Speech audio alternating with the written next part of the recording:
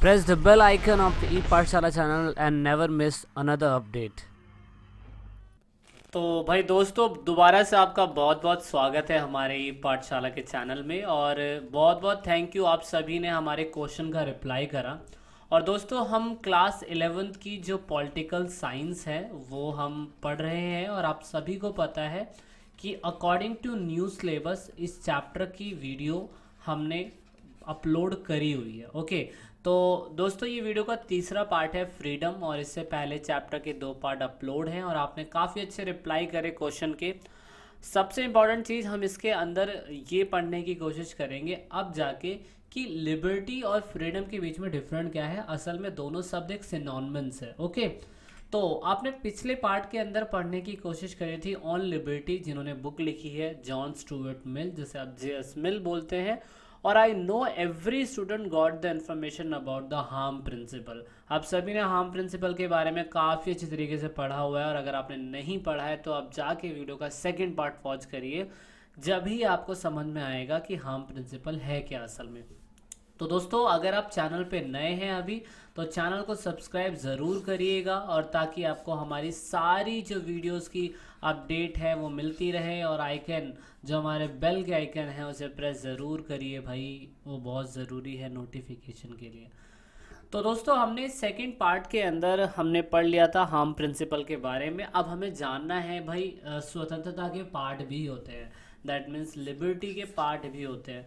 देखो, अगर मैं आपको ये बोलने की कोशिश करूं जो हमारी स्वतंत्रता है, उसका मतलब यही तो हो गया कि आपको कुछ भी करने की आज़ादी हो, कुछ भी पाने की आज़ादी हो, अपना खुद का व्यक्तित्व का विकास कर सके, उसके लिए आपको आज़ादी मिले। तो ऐसी चीज़ों की हमें कहीं ना कहीं स्वतंत्रता चाहिए, ताकि हम लोग अपना पर्सनल डेवलपमेंट कर सके, और आप भी अपनी लाइफ में चाहते ही चाहते हैं।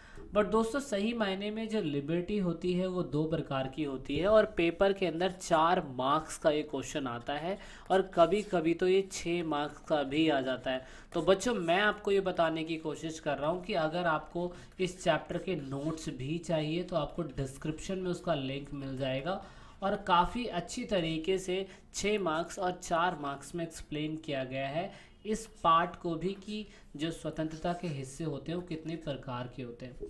हालांकि मैं सिर्फ शॉर्ट में ही बताऊंगा क्योंकि ज़्यादा वीडियो लंबी ना हो जाए। हाँ, लेकिन मैं आपको मोटा कोटेशन ज़रूर दे दूंगा कि भाई स्वतंत्रता के 2 हिस्से जो होते हैं वो 2 कौन से होते हैं, और आपको किस किस पार्ट्स में लिखने होंगे। तो सबसे पहले बात कर लेते हैं नेगेटिव लिबर्टी, जिसे आप बोलते हैं नकारात्मक स्वतंत्रता। दैट मीन्स ऐसी स्वतंत्रता जिसका क्या कहते हैं इस्तेमाल आप करते हैं, और दोस्तों वो नकारात्मक स्वतंत्रता होती है। कैसे? बहुत से लोगों को लगता होगा अरे ये कैसी स्वतंत्रता है, दैट मीन्स नेगेटिव लिबर्टी भी होती है क्या? सही मायने में नेगेटिव लिबर्टी होती है। नेगेटिव लिबर्टी जब होती है जब आपकी शक्तियों के ऊपर there is an area in which no external authority can interfere and no interference in which the individual can express himself और हरसेल्फ। कहने का मतलब ये होता है कि जब मान लीजिए कोई भी व्यक्ति, जैसे मान लेते हैं हम, मेरा नाम विजय है। ओके, तो अगर मान लीजिए कि मैं एक किलर हूँ, मैं एक खूनी हूँ, अब मेरा मन कर रहा है किसी को खून करने का, सपोज मान लेते हैं एग्जांपल के लिए, हालांकि मैं खूनी नहीं हूँ, लेकिन मैं एक एग्जांपल बताने की कोशिश कर रहा हूँ।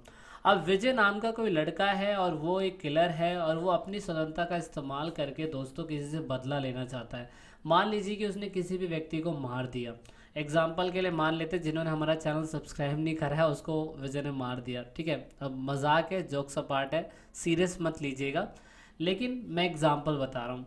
अब यहाँ पे अगर विजय ने अपनी स्वतंत्रता का इस्तेमाल करके किसी का खून कर दिया, और वहाँ पर नो एक्सटर्नल अथॉरिटी उसके काम में इंटरफेरेंस कर रही है, दैट मीन्स अगर उसे मार दिया है तो दोस्तों पुलिस कानून के अकॉर्डिंग, लॉ के अकॉर्डिंग पुलिस जो है उसके ऊपर एक दंडनीय कार्यवाही करेगी, और किलर को या खूनी को जेल भेजेगी, है ना। ऐसे ही तो होता है। लेकिन दोस्तों अगर आपकी शक्ति का, अगर आपकी स्वतंत्रता का कोई भी इंटरफेरेंस ना करे तो वो नेगेटिव लिबर्टी हो जाती है। ओके, तो ये समझना है। एक और एग्जांपल में अगर आपको बताऊं, अगर आपके पास कार है और आप कार चला रहे हैं, और आपने अपनी स्वतंत्रता का इस्तेमाल करके कार को 100 किलोमीटर रफ्तार से चला रहे हो, 100 किलोमीटर की रफ्तार से चला रहे हो दोस्तों, और वहाँ पे सिर्फ और सिर्फ आप 50 किलोमीटर की रफ्तार से ही चला सकते हो गाड़ी, तो दोस्तों आपने तो रूल तोड़ दिया ना। तो एक तरफ तो आपने अपनी स्वतंत्रता का इस्तेमाल करके अपनी ही कार को 100 किलोमीटर प्रति घंटे की रफ्तार से चलाया, लेकिन वहाँ पे सिर्फ 50 किलोमीटर प्रति घंटे की रफ्तार से चला सकते हैं, तो आपने रूल तोड़ दिया। तो इसका मतलब आपने अपनी स्वतंत्रता का इस्तेमाल करते हुए भी रूल तोड़ दिया। तो दोस्तों अगर उस रूल तोड़ने के बाद आपके ऊपर कोई भी कानूनी कार्यवाही नहीं होती है, तो दोस्तों वो नेगेटिव लिबर्टी हो जाती है। ओके, तो this is called the negative liberty. इसमें सरकार का हस्तक्षेप नहीं होता, इसका इफेक्ट सिर्फ उसी के ऊपर ही पड़ रहा है और समाज के दूसरे हिस्सों भी पड़ रहा है। तो दोस्तों यहाँ पर आपको यही चीज़ डिफ्रेंशिएट करने के लिए आती है कि what is the difference between the positive liberty and negative liberty. Okay, positive क्या हो गया? पॉजिटिव का मतलब ये हो गया कि जब कोई भी इंडिविजुअल व्यक्ति अपने आप को डेवलप करना चाहता है अपनी कैपेसिटी और टैलेंट के हिसाब से, तो वो पॉजिटिव हो गया।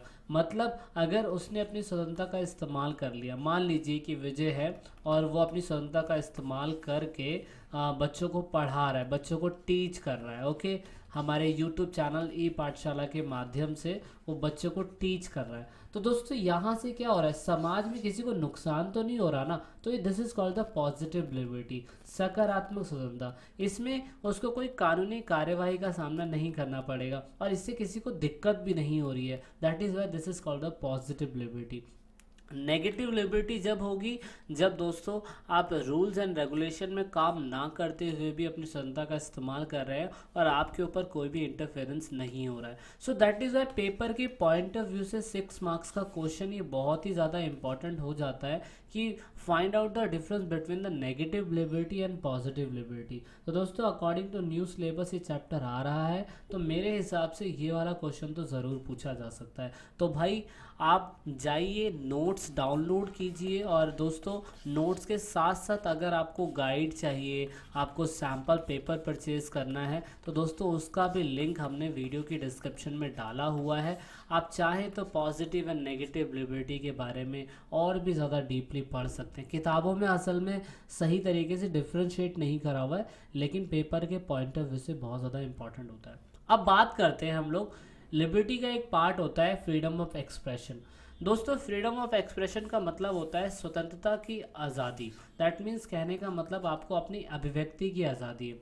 अभिव्यक्ति कहने का मतलब होता है कि कोई भी इंसान चाहे वो दुनिया के किसी भी हिस्सों में रहता हो, दोस्तों उसको अभिव्यक्ति की स्वतंत्रता मिलना ज़रूरी है। अगर वो देश के हिस्सों में रहता है तो वो अलग अलग तरीके से अपनी अभिव्यक्ति प्रकट कर सकता है। वो भाषण के थ्रू हम लेके रहेंगे आज़ादी, हम लेके रहेंगे आज़ादी, तो वो चीज़ें जो होती है ना, ये एक एक्सप्रेशन है व्यक्ति का। और दोस्तों हर व्यक्ति अपने अपने एक्सप्रेशन अलग अलग तरीके से निकालता है। जैसे कि कोई पुस्तक लिख के अपना एक्सप्रेशन दिखाता है, कोई नाटक से, कोई फिल्मों से, और इवन कोई किताबों से लिखता है, कोई नाटकों को लिखता है, कोई फिल्मों को लिखता है। इस तरीके से वो अपनी अभिव्यक्ति क्या कहते हैं, क्या करते हैं, प्रेजेंट करने की कोशिश करते हैं। क्योंकि बोलने की आज़ादी दोस्तों एक मौलिक अधिकार है हमारा।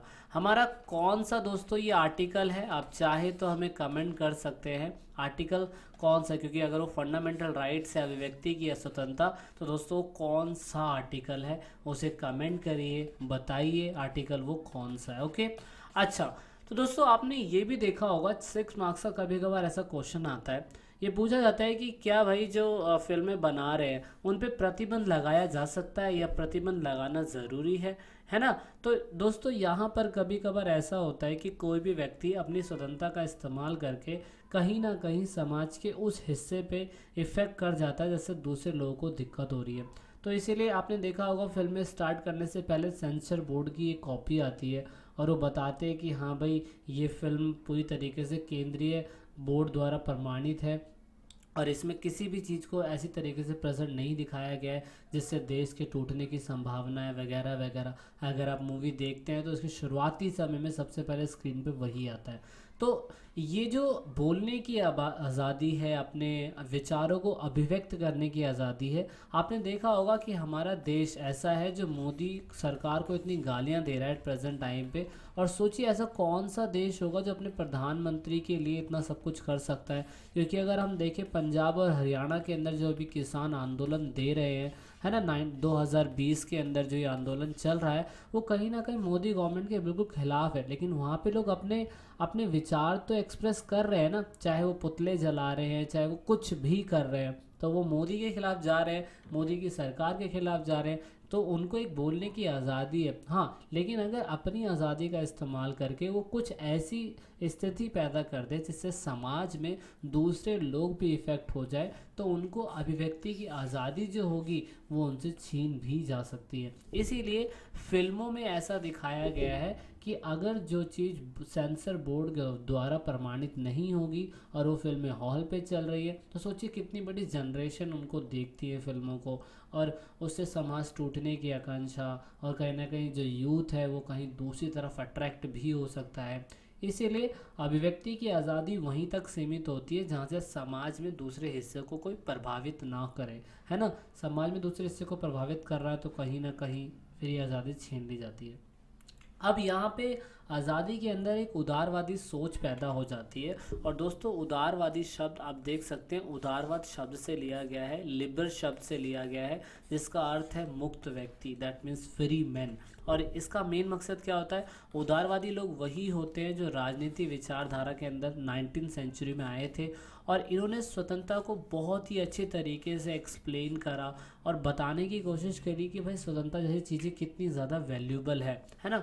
इसलिए उदारवादी व्यक्तियों का हमारी स्वतंत्रता के अंदर बहुत इंपॉर्टेंट रोल होता है। जैसे एग्जांपल के लिए अगर हम देखें तो कुछ ऐसे उदारवादी व्यक्ति हैं जिन्होंने समय समय पे चीज़ों को लिखने की कोशिश करी है, जिसमें से आप देख सकते हैं J.S. मिल, T.H. ग्रीन, और यहाँ पे महादेव गोविंद रांडे करके इनका नाम है, ये भी बहुत फेमस है। और दोस्तों उदारवादी जो व्यक्ति होते हैं ना, किसी की राय, किसी की विश्वास या किसी का ओपिनियन, बिलीव, उनको सही तरीके से उनके राइट्स को डिफेंड करने की कोशिश करते हैं, जैसे कि J.S. मिल ने करा था। J.S. मिल ने स्वतंत्रता को और ज़्यादा डीपली एक्सप्लेन करने की कोशिश करी, और इस तरीके से एक महान उदारवादी व्यक्तियों में से आते हैं। और दोस्तों ये जो उदारवादी व्यक्ति होते हैं किसी भी परिवार, समाज, समुदाय, किसी के भी हो सकते हैं, इनके लिए कोई भी वो बड़ी बात नहीं होती है ना। अब यहाँ पर एक सबसे बड़ी मिथ जो है, जो अकॉर्डिंग टू न्यू सिलेबस आई है, वो लिबर्टी और फ्रीडम के बीच में। असल में लिबर्टी और फ्रीडम दोनों ही एक पर्यायवाची शब्द है। पर्यायवाची शब्द जिनको नहीं पता तो वो बच्चे पर्यायवाची शब्द जो होते हैं वो अच्छी तरीके से जान ले। ये सिनोनिम्स वर्ड होते हैं जो लगभग क्या कहते हैं, एक जैसे दिखने में होते हैं, लेकिन इनका मीनिंग बहुत अलग होता है। जैसे कि अगर हम देखें, लिबर शब्द जो है वो लैटिन शब्द लिबर्टिज्म से आया है, जिसका मतलब है फ्री मैन। और जबकि फ्रीडम शब्द जो है दोस्तों वो इंग्लिश वर्ड से आया है, जिसका मतलब है state of free will, that means स्वतंत्र होने की इच्छा का, स्थिति का होना, है ना। और दूसरा जो है इसमें बोल रखा है कि liberty is power to act and express oneself according to one will, यानी कि स्वतंत्रता यानी कि लिबर्टी एक ऐसी इच्छा के अनुसार कार्य करना है और अपने आप को व्यक्त करने की शक्ति है। दैट मीन्स यहाँ से तो एक डिफरेंट, दोनों बहुत अच्छी तरीके से समझ में आता है कि ये तो लैटिन शब्द से आया है और ये इंग्लिश शब्द से आया है, तो इसीलिए इन दोनों के बीच में डिफरेंस है भाई, बिल्कुल डिफरेंस मैं मान सकता हूँ। और दूसरा ये है कि फ्रीडम इज़ मोर, यहाँ पे दिखा रखा है कि ज़्यादा ठोस अवधारणा बताता है। दैट मीन्स लिबरल शब्द जो है वो लैटिन शब्द से तो आया है, लेकिन दोस्तों अगर आप ये देखने की कोशिश करेंगे, हमारे कॉन्स्टिट्यूशन के अंदर हम फ्रीडम ज़्यादा इस्तेमाल करते हैं और फ्रीडम को हमने ज़्यादा अच्छी तरीके से एक्सप्लेन करा है ना। तो इसीलिए जो मेन कॉन्सेंट्रेट्स कॉन्सेप्ट है वो फ्रीडम ज़्यादा है। इसीलिए हर व्यक्ति जो है, व्यक्ति परिस्थितियों के बजाय राज्यों के साथ व्यक्ति के संबंध अधिक जुड़ जाते हैं। इसी वजह से फ्रीडम जो है इम्पॉर्टेंट है, और यहाँ पे राज्य स्वतंत्रता की गारंटी देता है और स्वतंत्रता के लिए वो नागरिकों को अनुदान भी देता है। इस तरीके से लिबर्टी और फ्रीडम के बीच में मेन डिफरेंस आप ये देख सकते हैं। मेन डिफरेंस यही है कि कंडीशन ऑफ फ्री मैन है, जबकि स्टेट ऑफ फ्री विल है। ये पावर टू एक्ट है, ये पावर टू डिसाइड है। ये फ्री टू डू समथिंग, ये फ्री फ्रॉम समथिंग। इसीलिए दोनों में बहुत ज़्यादा डिफरेंट है और पेपर में ये डिफरेंस आता है। तो आई थिंक आप सभी को ये राइट डाउन करना चाहिए अपनी कॉपी के ऊपर, और ये अकॉर्डिंग टू न्यू सिलेबस है दोस्तों। तो इसीलिए मैं आपको कह रहा हूँ कि इसे कॉपी पे लिखिए, और हमने वैसे भी इसे नोट्स में डाला हुआ है, तो आप वहाँ से जाके भी डाउनलोड कर सकते हैं।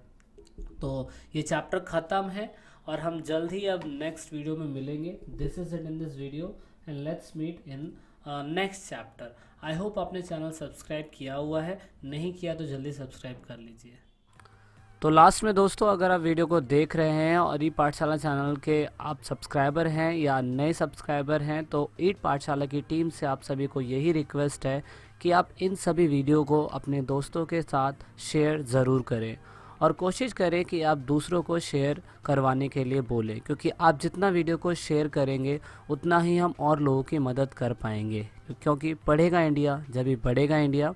तो वीडियो के लास्ट में वीडियो को एंड तक देखने के लिए, चैनल को सपोर्ट करने के लिए बहुत बहुत धन्यवाद। जय हिंद, जय भारत।